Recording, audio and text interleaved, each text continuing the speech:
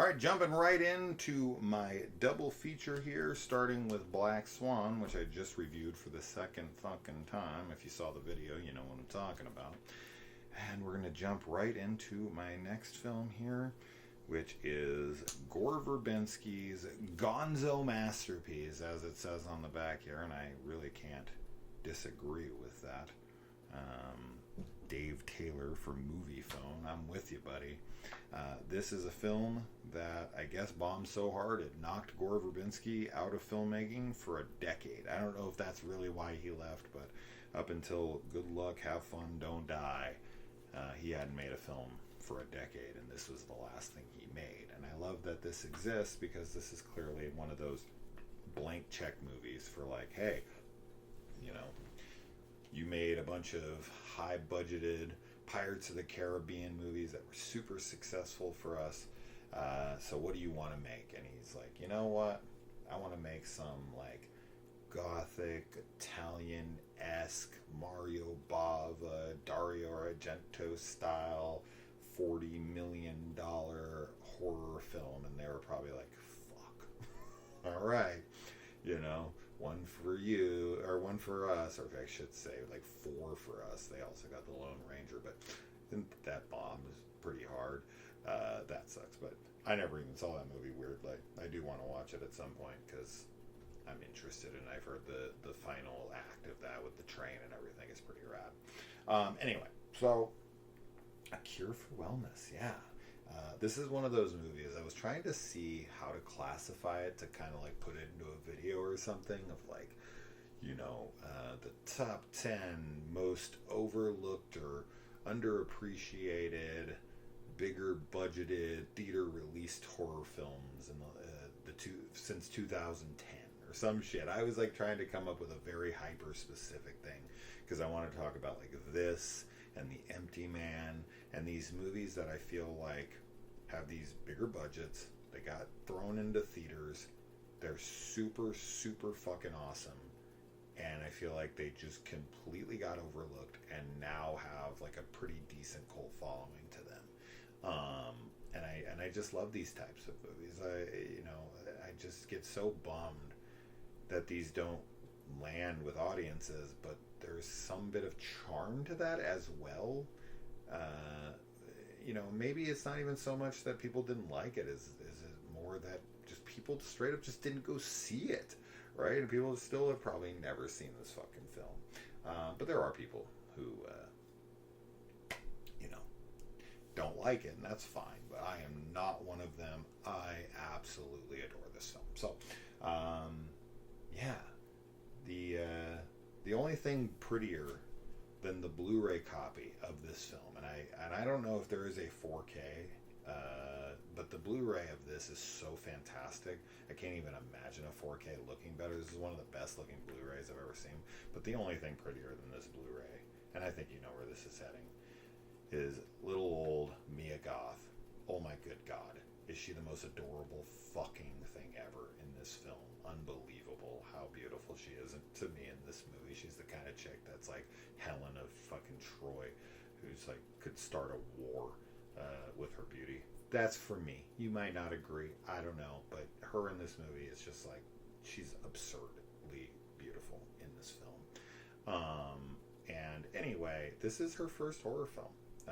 Which I thought was an interesting little note. I actually read that in the trivia and I was like, is that fucking true? And then I went and I looked and yeah, this predates all of her, horror efforts, whether it's like the older ones like a Marrowbone or a High Life or any of those things. Like, this is the first horror film that Mia Goth ever made. So this kind of was her little launch pad for what would become kind of her niche. She obviously makes other things. She's going to be in Star Wars Starfighter as like a villain alongside of Ryan Gosling, which is just like super exciting for me, but like so odd. Like I would never expect that in a million fucking years. But regardless, Dane DeHaan, who, this movie is clearly inspired by Shutter Island. I mean, it has a lot of similarities to it for sure. And Dane DeHaan even kind of looks like a bit of a knockoff of a younger DiCaprio. So I think that throughout He's not as good as an actor, and you know, I do really want to watch. This made me want to watch the Valerian movie that he made with Luc Besson, and the something of 1,000 planets or something, whatever the hell that movie's called. I've always wanted to see that because it looks like another Gonzo film. Like, this guy seems to like to make these kind of like big, bold films with, like, you know, auteurs. Yeah, I think this is such a cool film. This is not the type of film that you ever see, right? It's just, these types of things just don't get financed. Another little fun, interesting piece of trivia here is that despite where this movie's supposed to be set, it's actually filmed in Germany, and this was some old barracks for like World War One, and one of the soldiers that was actually treated at this hospital was none other than Adolf Hitler, which is kind of wild and kind of adds a little eeriness to it, that Adolf Hitler was actually on the premises there, and, you know, maybe someone saved his life. God, what a mistake that fucking was. Anyways, although that being said, none of us would be born if Adolf Hitler would have died in World War One, but I think it probably would have been worth it, to be honest. Always love kids humming in musical scores. It can really be like anyone.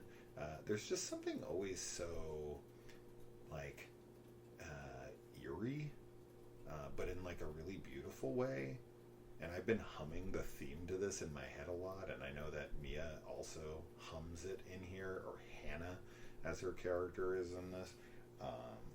But guys, I mean, come on, is anybody else with me? This is the prettiest that Mia's ever looked to me. There's just something about her in this that's just, it's just so mesmerizing, and that's what she's supposed to be, for sure. She's like a fucking fairy, like princess or something. Like, she seems otherworldly in this or something. I don't know. There's something about her in this that's just.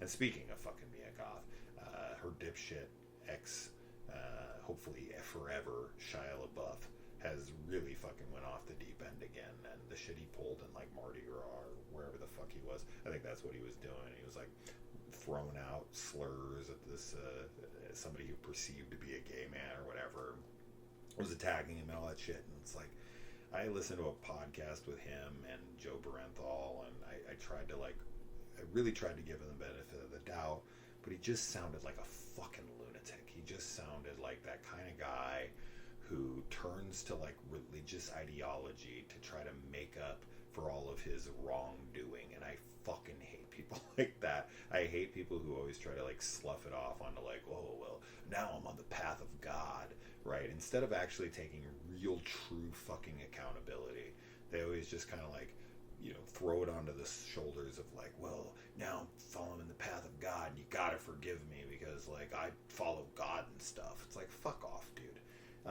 So yeah, seeing that and thinking that Mia Goth, that this guy has like this amazing fucking like career.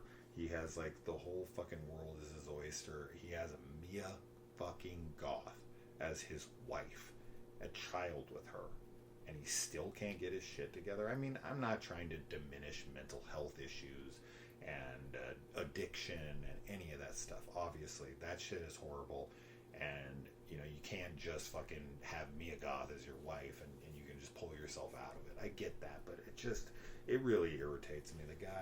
The guy is such a fuck up, and listening to him tell that story of like Mia being the only person who like came to like some Zoom call or whatever while he was recovering, and how much that touched him, and how he was like, I'll never fucking, you know, embarrass her again, and she's my rock, and she means so much to me, and I just want to be so good and all this shit. And it's like, supposedly they broke up a little while ago. I thought they were still together, but I don't know, man.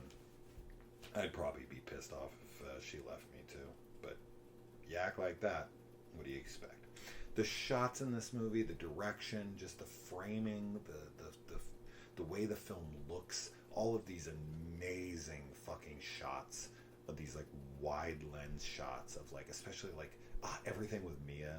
like standing up on the ledge, and it's like this upshot, and he's looking up at her. She's just like this, fictional fucking being, and like the shots of the landscape and the castle and all of that is just so fucking beautiful.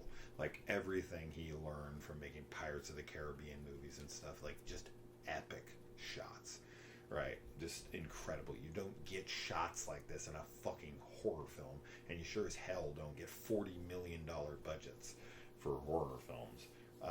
So these are just so rare, and it's so great to see such a wonderful visionary direct something like this. And I really wish that he could make more stuff like this. But yeah, the deer death when he comes down and they hit the deer, and the deer's like in the street, and it's like barely able to get up, and it's that's so fucking brutal to watch. It's so sad. I can't. It's like, oh god, I know it's like a CGI deer, and I'm like, I try to disconnect myself from it, but I can't help myself. I love animals, and watching him suffer like that, and he's like trying so desperately to just kind of like walk it off, and it just won't. Like his body, of course, is just like failing, and it's just like, no, you're not gonna be able to walk this shit off. I like that they throw the cast on him, and of course, eventually later in the film, we realize like he never had a broken leg to begin with, and they were just trying to kind of hobble him so that he couldn't really run. I'm not really sure what the goal with him was, right? Like I think that it probably could have just locked him away and put the fucking the eels in him. So that they could make this elixir of life as they're doing with all of their residents there, because it has to be filtered. That these aquifers that he's located, these eels are able to kind of like live indefinitely. They seem to stay youthful forever, and they can't really synthesize it otherwise. So they have to like use other bodies to kind of use as like a filtration system to get this elixir, so that him and his daughter can stay young forever. You would think, though, that he would just let her age up until the age in which she would have her period, because he's waiting for her to have her period, and so he can mate with her, which is really fucked up, of course. And but what do you expect from Lucius Malfoy, right? But yeah, I mean, you would think he would just, like, it's been a long time, right? Like, she's been around for like a long fucking time. She doesn't seem to know she's been around for a long fucking time. Like, she's even like interested in Lockhart, because she's like, he's not like the others. He's young, like almost like she's like me, and it's like, do you not remember how long you've been around? He's been making you take the vitamins, which are keeping you young, and you would think he would just let you age up until. And she's clearly like in her 20s. I don't know why. Maybe the elixir, right, is what fucks up her menstrual cycle, because you usually start your period, right, like around like 12, right? Like that's normal age. Some can be a little earlier, some can be a little later. You can be like Carrie and not get it till you're like 16 or 17. That's rarer, but she seems to not get hers until she's at least, I mean, I guess I could go, she's maybe 19 at the youngest in this. So I don't know why the hell it took her so long to get her period, and I don't know why the hell he kept giving her the elixir. Just wait till she gets her period and she's at an age that you want her to stay, and then that's when you give it to her.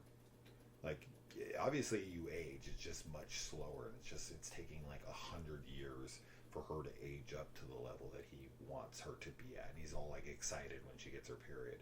But you don't wait till a girl has, like, you're not gonna like have sex with a girl like when she gets her period to try to mate with her. He also then sticks his fingers in her, and he brings them out to smell them, which of course is like a unnerving scene and gross, because he's fucking raping his own daughter. It's terrible, but like, where's the blood? Isn't she on her period? Like, didn't she?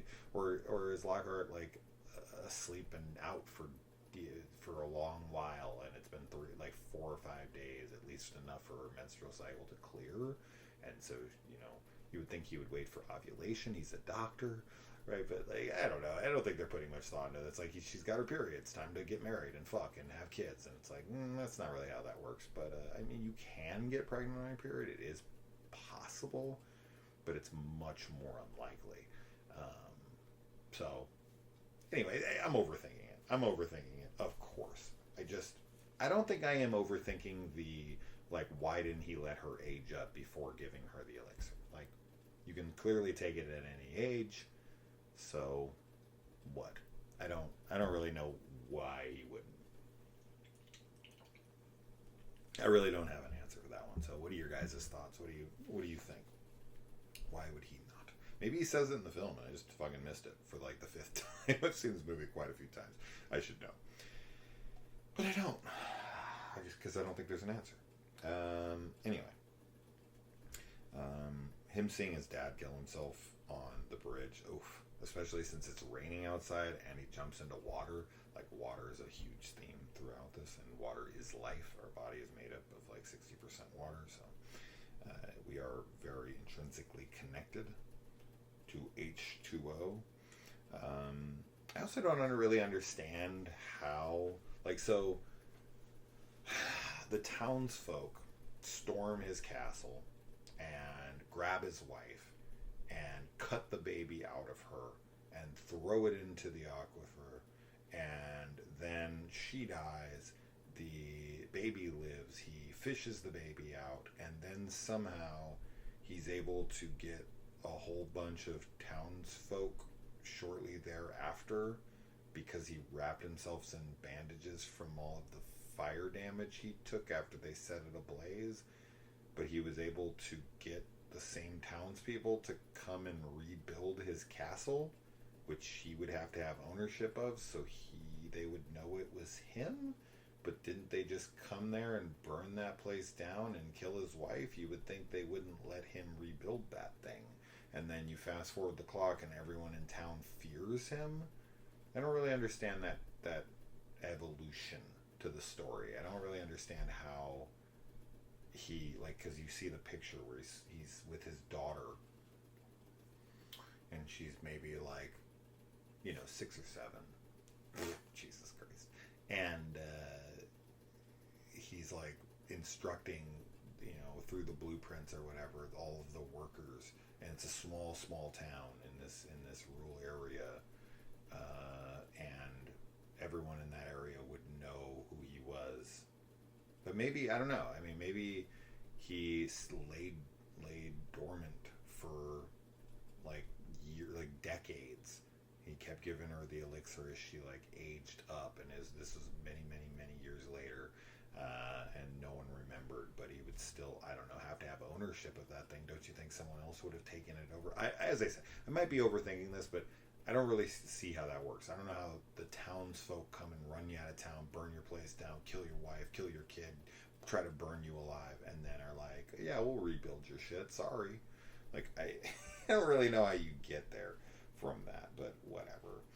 And oh man, when he's like drilling into his teeth, oof, as somebody who has had a root canal while feeling the entire thing. Story for another time, but yeah, that I did sit through a root canal and felt all of it. That was one for the books. All because I didn't want to say no to my kids to go to Disneyland. Yep, that's what kind of dad I am, I guess. Dipshit, clearly. And then let's see. Okay, yeah, I think this also brings up something that I've thought about a lot in my life, where, when people see something insane, then they seem less credible, right? Like, if you were, like, let's say you saw something absolutely crazy. Aliens, or the fucking Loch Ness Monster, or a doctor who wears a fucking face and makes an elixir out of people by putting eels into them, and whatever, right? If you try to tell people that shit, and the more emphatic you are about it, the crazier you look. Recently I saw a video of this, and this pertains to the Epstein files. I saw a video of this Mexican model who came back from one of those like Epstein style parties, and she was screaming in the streets like they're fucking eating people, they're fucking killing babies, they're fucking drinking their blood, like this is fucking insane. She was like freaking out on the streets, and the story goes that like cops pulled up, showed up, grabbed her, and she was disappeared, and there was no police report to be found. Supposedly she was never picked up, and she was never seen again, and this was like a decade ago. And that's some of the scariest shit I've ever seen in my entire fucking life. It's haunted my fucking dreams, literally, since I saw it a couple weeks ago.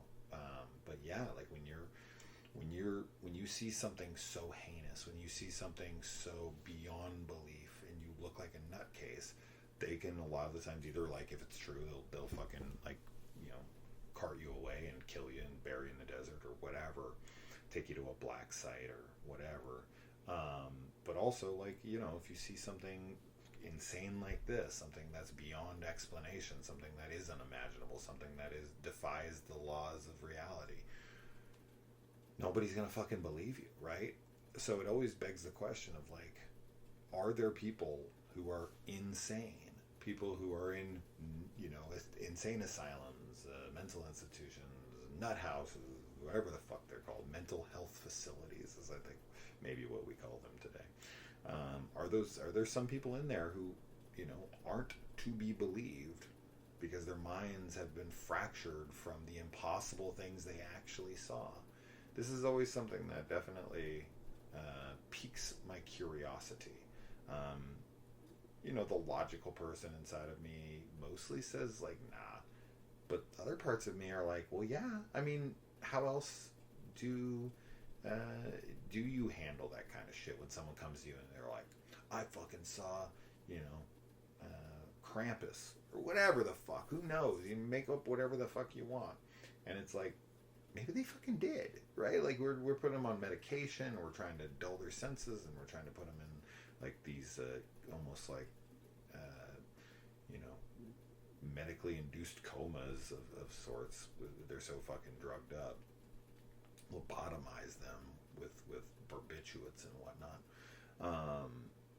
But yeah, it always makes me wonder, like, are these people like the sane ones? Are they the ones that actually saw something? And of course we're never gonna fucking believe them. I don't know. I don't know what to trust. I don't anymore, right? You used to think you could trust things, but you know, after the release of these Epstein files, and we're not even getting all of those things, you really do sit back and you just go, like, what is true anymore? What the fuck? Who do you even fucking believe anymore? I don't know what to believe. I don't know why to believe anything, like, anymore. I think collectively, as a people, we really have become so disillusioned. I'm really finding it troubling, like, to on a soulful level, like, where I'm genuinely, like, I feel so fucking defeated. And yeah, when he comes out of here and he has that, like, he's trying to talk to the cops, and he's like, no, they're in on it, and they're doing these things, and they're keeping people in these things, and he's trying to tell you, it sounds like a fucking lunatic, but we as the audience, we know what he saw is real. We know what he's reporting on is real. It's fact in this world, and of course no one's gonna believe them, and if you were there, you wouldn't fucking believe him either. And it's just, I don't know, it made me think. Anyway, what do you guys think? Think I'm a nutcase? You think I need to be carted off to the loony bin?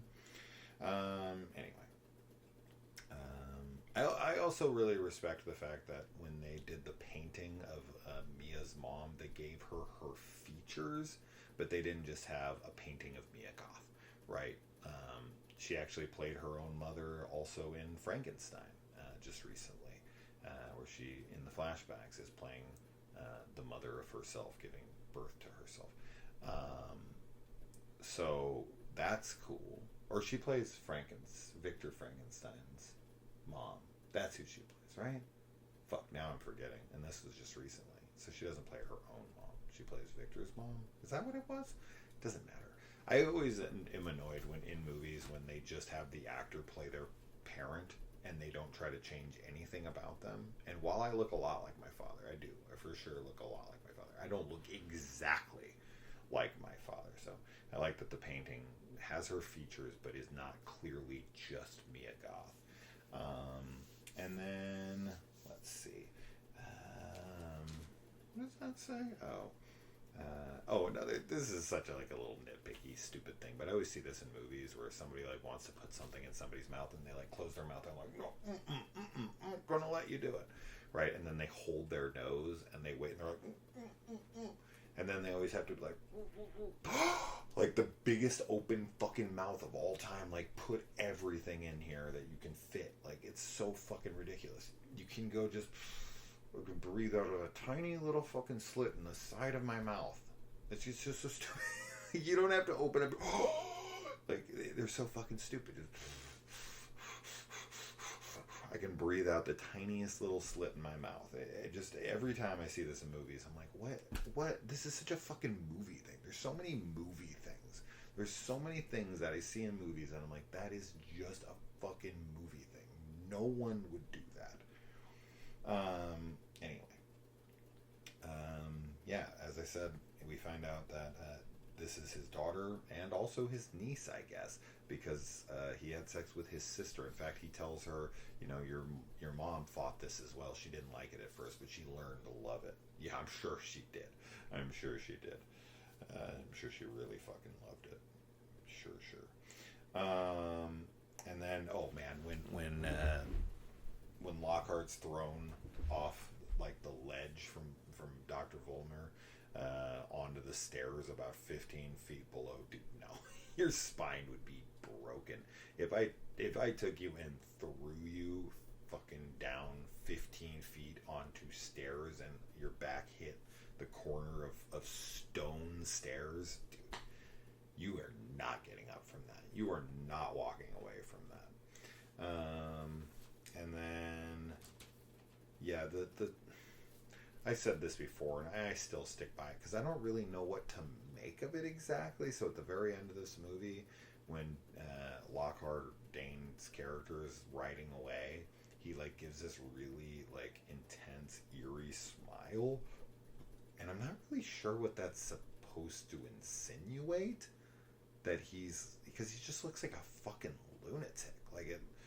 Is that supposed to be, what kind of, is that menacing? Is that he's free? I don't know. It's either really bad acting or Gore asked him to give that very specific smile, and I'm not really sure what that's saying. It's he's still in the loony bin. He's still nuts. He's lost his mind now after everything that's happened to him. Because, he's riding off into the moonlight with Mia Goth on the back. He should be the happiest motherfucker on earth, and he looks like Jack Nicholson in The Shining or something. He's out of his fucking mind. I don't really understand the smile. It is very odd to me. So I don't really get that. I like that Mia is the one to kill her dad and throw him in the water, and he gets eaten by his own damn eels. So.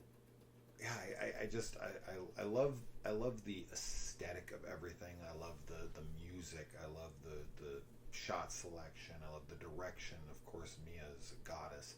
I like Dane's performance. I like the whole mystery and the characters and him walking around the castle and in the town and meeting the townspeople and the fight and all of that stuff. It all just really, really works for me. When he goes in the tank and he starts seeing the eels as that guy's jacking off to the nurse, exposing her breast to him, which I'm assuming she's there as a distraction because the male nurse is not in on it, or is he? I don't know, because those other ones are also taking the elixir to be a part of it, so I don't know why she has to distract him, or are they in on it together? And she's like, we're gonna let him do his thing, but does he even see them, or is he hallucinating? Because they opened it up and there's nothing in there, and where the hell could they have all went? And then when he looks in the toilet and they're there, and then they're gone, and then I don't know. I don't know what to believe, but the eels do exist. I mean, he didn't make them up. He does find them down in the aquifer. So I don't know. I don't really get any of that stuff. I don't know, but I still just love it. I love the vibe of the movie. That's really what it is. This is just such a vibe film.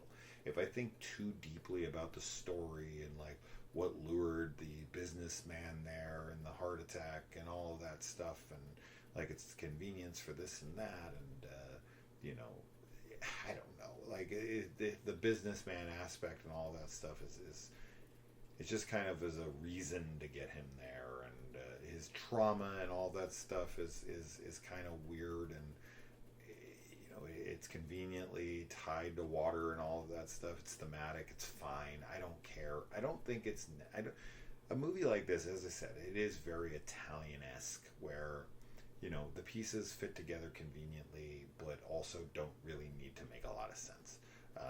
We don't need you know, giallos to make much sense. Most of them don't. Most of them are just, you know, haphazard, thrown together, cobbled together scripts that are just trying to be, you know, twisty and turny without ever really thinking too deeply about how they actually connect and whatnot. And it's really mostly just about the style. And that's what this movie is. It's all about the style. I honestly couldn't care less about the story. Like, it's fine. I like it. I like the mystery. I don't want to think too deeply about it because I have way too many problems with it, but I'm really just there for the music, for the scenery, for the castle, for Mia, for, you know, the nuttiness of it, for the wonderful shots, for all that stuff. I think that's where it excels, and that's why I think it is like a gonzo masterpiece, because it's like that's what I'm there for, is the gonzo nature of it, that it is just so over the top and zany and wild and nonsensical in a lot of ways. So I applaud it for just kind of being a vibe movie, so to speak. So anyway, there you go. Cure for Wellness. What do you guys think? Do you have the Blu-ray? Because I got this for super cheap. I think what did I get this for? $8, probably even cheaper than that on sale or something. What a fucking deal. I've watched this Blu-ray quite a number of times now, and I will watch it again, for sure. I always love throwing this one on, and that's that. So A Cure for Wellness, Black Swan, two much needed films. Thank you for the request for these two, and I'll see you guys in the comments. Adios.